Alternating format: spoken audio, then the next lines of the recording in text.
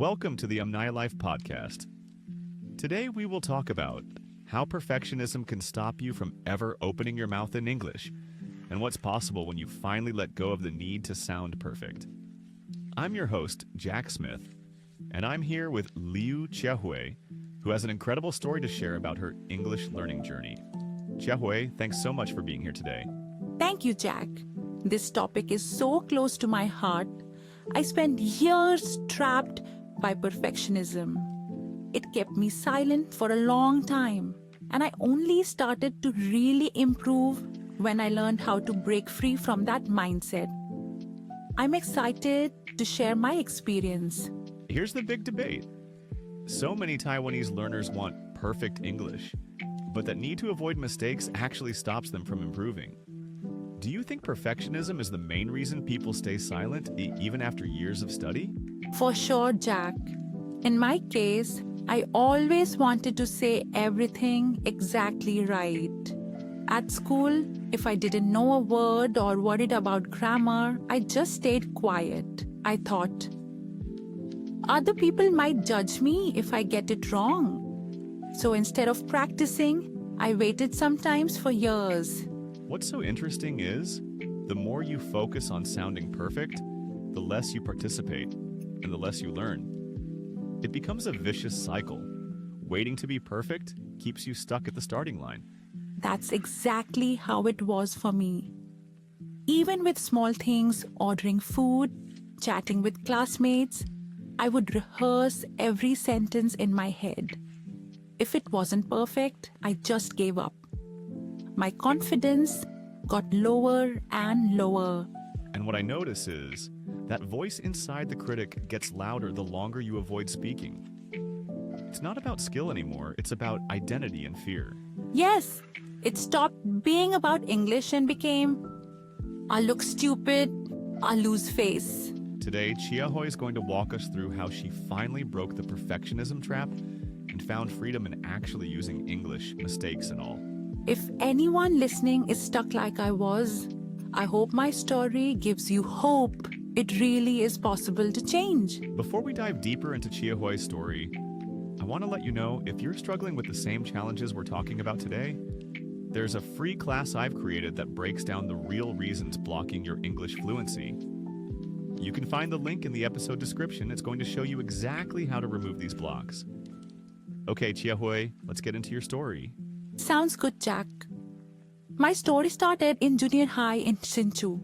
I worked so hard. I was always the grammar queen in written English, and teachers praised me. But whenever the teacher asked us to speak, I froze. My mind would fill with doubts. What if my accent is wrong? What if I make a mistake and everyone laughs? It was easier to let braver students answer. That's such a clear picture. In class, you're rewarded for textbook answers, not for being real. It wires perfectionism deep into your learning. Yes, and at home it was the same. My parents corrected my mistakes instead of focusing on what I did right. I learned it's dangerous to open my mouth unless I was sure I could be perfect. And the problem is that belief doesn't help you when you get into real-world situations. True. Fast forward to college. I joined an English club hoping to improve. But every meeting, I sat silent.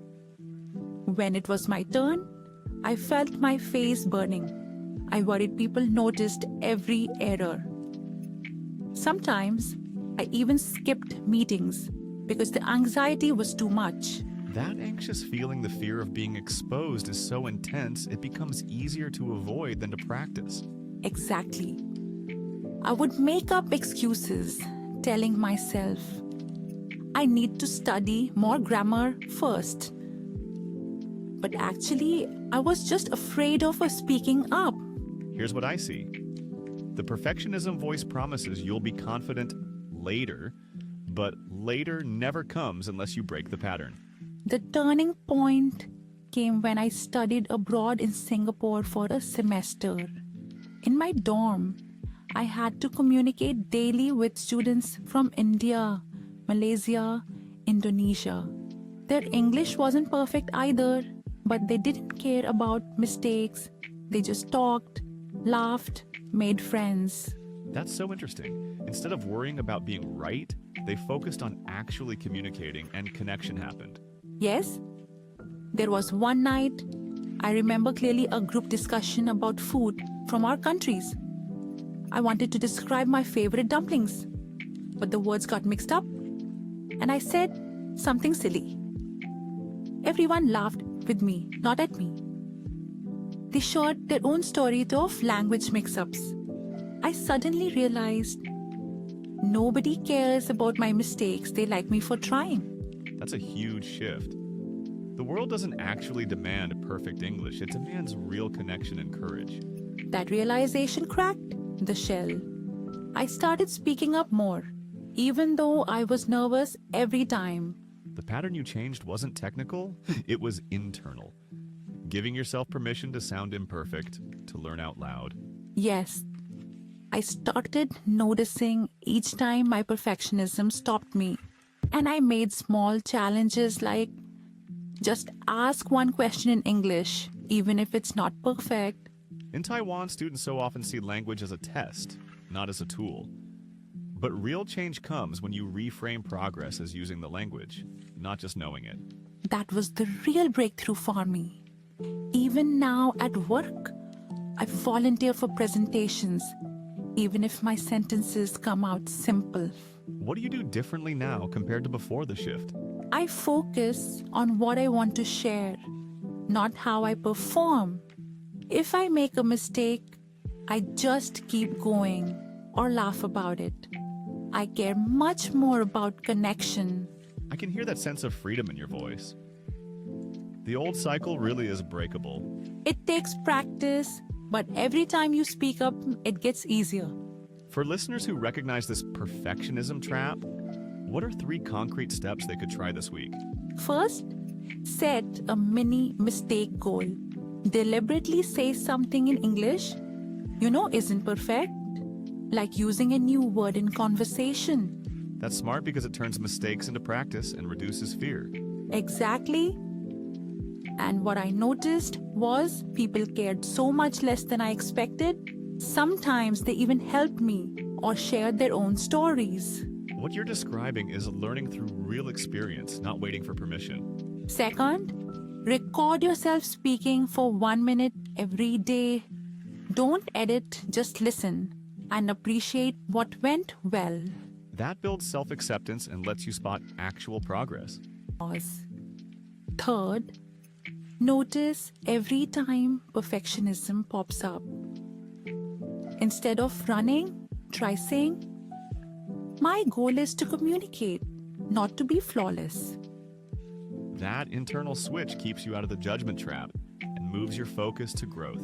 Over time, you'll see mistake moments as milestones, not proof you're failing. Jiahui, your story really shows that confidence grows in the messy middle, not at some imaginary perfect endpoint. Thank you, Jack. I hope listeners remember that opening your mouth, even with mistakes, is the bravest thing you can do for your English or your life.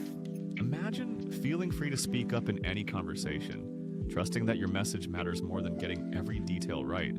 That's my biggest hope, that people choose connection over perfection every single day. It truly is possible for everyone listening. Don't let your inner critic silence you anymore. Your voice deserves to be heard. Jiahui, thank you so much for being here today and sharing your story with us. I know our listeners are going to find so much value in what you've shared. Thank you for having me, Jack. I hope my experience helps someone out there. I'm sure it will. And to everyone listening, if you want to discover the real reasons that are blocking you from speaking English fluently, click the link in this episode to watch a free class that will show you how to remove these blocks.